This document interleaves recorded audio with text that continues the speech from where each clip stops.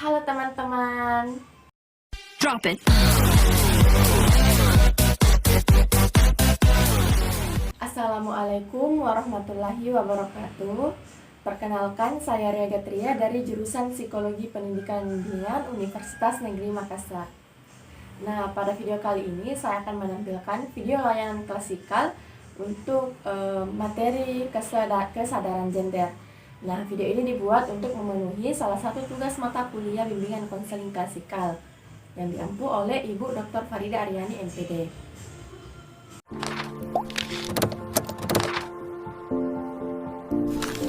Bismillahirrahmanirrahim. Assalamualaikum warahmatullahi wabarakatuh. Selamat pagi adik-adik. Bagaimana kabarnya semua? Ya, semoga selalu dalam keadaan sehat ya. Apalagi saat pandemi seperti sekarang ini. Kita harus tetap menjaga kesehatan, kebersihan diri kita, agar kita bisa terhindar dari yang namanya virus corona. Nah, jangan lupa juga ketika kita keluar rumah, kita harus tetap menggunakan masker ya. Iya. Dan juga semangat untuk belajar di rumahnya. Jadi, pada pertemuan ini, kakak akan memberikan layanan bimbingan klasikal dengan topik kesadaran gender. Jadi, ini merupakan topik tugas yang dimana kakak yang menentukan topik layanan ya. Adapun tujuan dan manfaat dari bimbingan klasikal yang kakak berikan kepada adik-adik hari ini adalah agar kiranya adik-adik bisa mengetahui dan sadar akan perannya masing-masing sebagai perempuan dan laki-laki dalam berperilaku di tengah lingkungan masyarakat. Jadi, pada layanan klasikal pada pagi hari ini, kakak hanya akan menjelaskan materi mengenai kesadaran gender, di mana adik-adik cukup mendengarkan, menyimak, dan memahaminya dengan baik ya. Sebelum itu, marilah kita berdoa menurut kepercayaan dan keyakinan kita masing-masing, agar apa yang kakak sampaikan pada pagi hari ini akan bermanfaat ke depannya untuk adik-adik. Berdoa dimulai.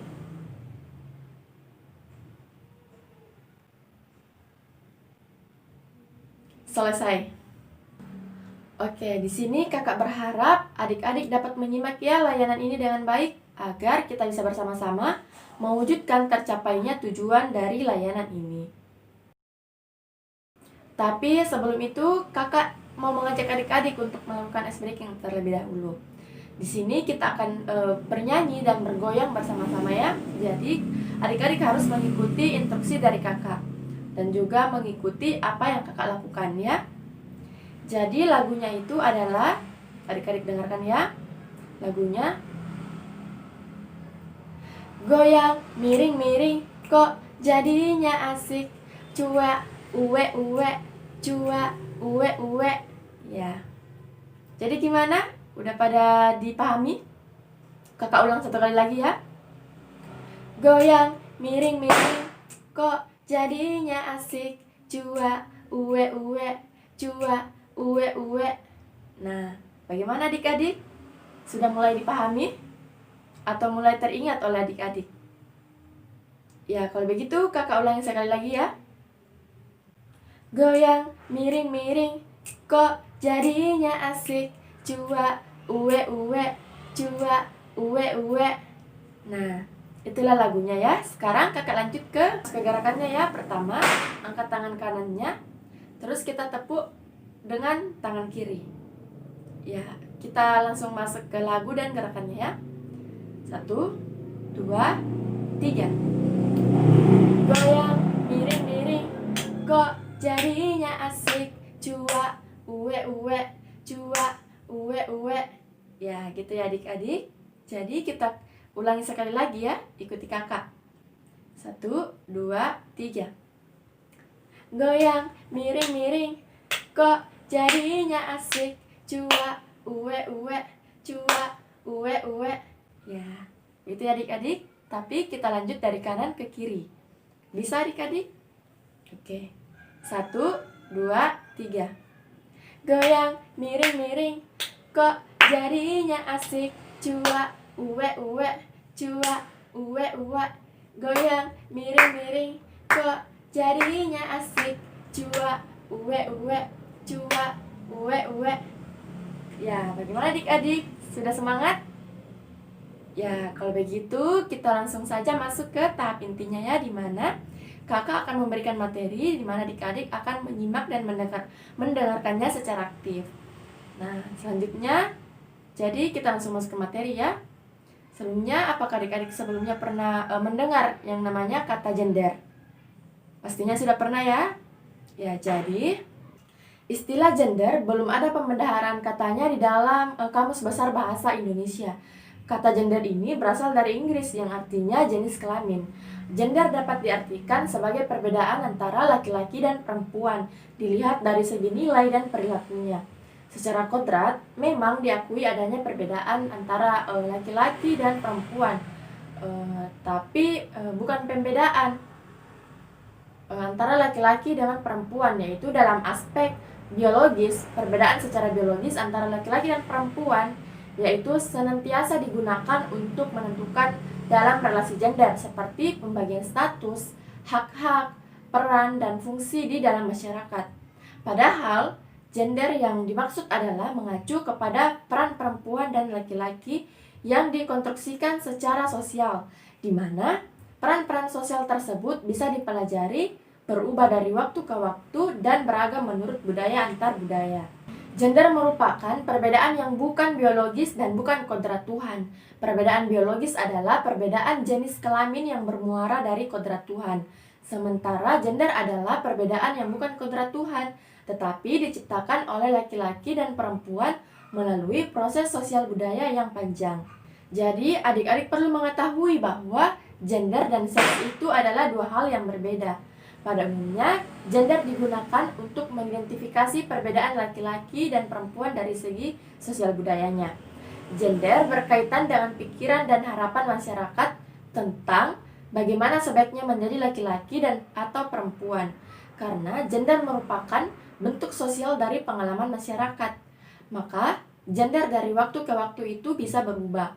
Dari masing-masing masyarakat, pengalaman masyarakat berbeda atau sifatnya tidak universal.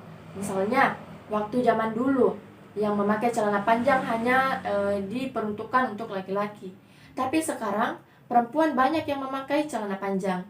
Sedangkan seks sering digunakan dalam mengidentifikasi perbedaan laki-laki dan perempuan dari segi anatomi biologis yang tidak dapat dipertukarkan, tidak dapat berubah dimanapun dan kapanpun. Seks merupakan kodrat dari Tuhan sehingga bersifat universal.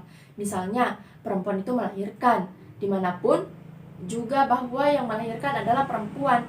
Inilah yang merupakan kodrat Tuhan yang bersifat universal ya, dan tidak ada pertukaran. Maksudnya melahirkan tidak dapat ditukarkan laki-laki yang melahirkan, tapi hanya untuk perempuan ya. Namun, kata gender di sini digunakan untuk mengenali menjadi laki-laki atau menjadi perempuan. Tidak sama dari satu negara ke negara yang lainnya, karena budaya mereka berbeda ya, adik-adik.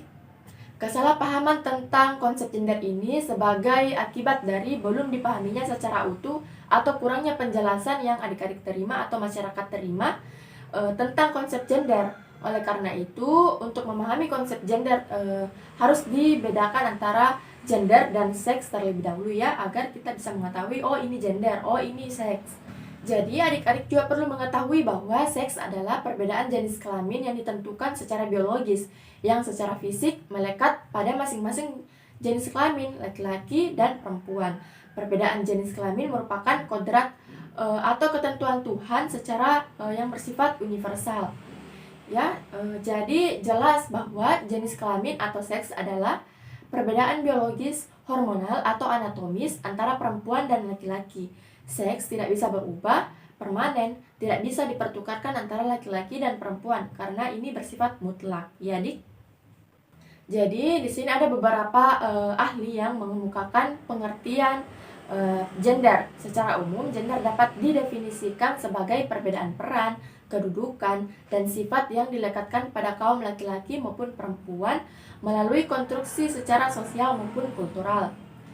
Sedangkan di sini ada ahli yang mengatakan yang bernama Oakley pada tahun 1972 dalam Fakih 1999. Beliau mengemukakan bahwa gender adalah perbedaan perilaku antara laki-laki dan perempuan dikonstruksikan secara sosial, yakni perbedaan yang bukan kodrat dan bukan ketentuan Tuhan, melainkan diciptakan oleh manusia melalui proses sosial dan kultural. Lebih lanjut dikemukakan oleh Haspels dan Suryasan pada tahun 2005. Gender adalah sebuah variabel sosial untuk menganalisa perbedaan laki-laki dan perempuan yang berkaitan dengan peran, tanggung jawab, dan kebutuhan serta peluang dan hambatannya. Nah, oleh karena bentuk secara sosial budaya, maka gender bukan kodrat atau ketentuan Tuhan, tidak bersifat tetap sehingga dapat diubah dari masa ke masa. Berbeda untuk setiap kelas dan ras. Sebagai contoh, ketika tahu jenis kelamin anak yang dilahirkan, orang tua cenderung menyiapkan segala perlengkapan bayi sesuai jenis kelamin anaknya. Misalnya, pink untuk anak perempuan dan biru untuk anak laki-laki. Sejak lahir, oleh budaya telah dilekatkan bahwa biru adalah warna untuk laki-laki dan pink adalah warna untuk perempuan. Selama ini, masyarakat di mana kita tinggallah yang menciptakan sikap dan perilaku berdasarkan gender, yang menentukan apa yang harusnya membedakan perempuan dan laki-laki. Padahal sebenarnya, karakteristik atau sifat-sifat tersebut dapat dipertukarkan antara laki-laki dan perempuan yang emosional, cerewet, lemah lembut, dan atau perempuan yang rasional, sombong, objektif, dan kuat. Perubahan karakteristik gender antara laki-laki dan perempuan tersebut dapat terjadi dari waktu ke waktu, dari tempat ke tempat yang lainnya, dari kelas ke kelas masyarakat yang berbeda. Misalnya pada suku tertentu atau suku Amazonia, perempuan lebih kuat dari laki-laki. Sebelumnya kakak sudah menjelaskan ya, sudah memaparkan bahwa perbedaan gender dan seks itu sangat berbeda, di mana gender adalah merupakan ciptaan yang diciptakan oleh manusia itu sendiri atau budayanya, dan seks adalah merupakan ciptaan Tuhan atau kodrat dari Tuhan memang yang telah melekat pada diri kita, di mana tidak dapat dipertukarkan antara laki-laki dan perempuan karena itu sudah bersifat mutlak. Sayangnya, gender selama ini dipahami secara keliru dan dianggap sebagai kodrat yang berarti ketentuan Tuhan. Misalnya mendidik anak, mengelola dan merawat kebersihan dan keindahan rumah adalah kegiatan yang dilakukan perempuan dalam masyarakat tertentu. Padahal, peran tersebut dapat dipertukarkan karena bisa saja dilakukan laki-laki. Pembeda peran gender ini saling membantu kita untuk memikirkan kembali tentang pembagian peran yang selama ini dianggap melekat pada manusia antara laki-laki dan perempuan. Dengan mengenali perbedaan gender sebagai sesuatu yang tidak tetap tapi permanen, memudahkan kita untuk membangun gambaran tentang realitas relasi perempuan dan laki-laki yang dinamis, lebih tepat dan cocok dengan kenyataan yang ada di dalam masyarakat. Nah, itulah pemaparan materi terkait kesadaran gender untuk adik-adik. Selanjutnya, kakak kira kalian bisa mengambil manfaat dari layanan ini berkaitan dengan topik yang kakak telah bahas tadi. Apakah adik-adik mempunyai pertanyaan? Ya, adik-adik bisa menuliskan pertanyaannya di bawah kolom komentar di video kali ini. Nah, kakak rasa sudah cukup untuk layanan kali ini. Kakak tutup sampai di sini. Ya adik-adik, sampai di sini kakak rasa sudah cukup untuk layanan kali ini. Kakak tutup sampai di sini ya. Mohon maaf juga atas kekurangan dalam video kali ini. Wabillahi taufiq wal hidayah. Assalamualaikum warahmatullahi wabarakatuh.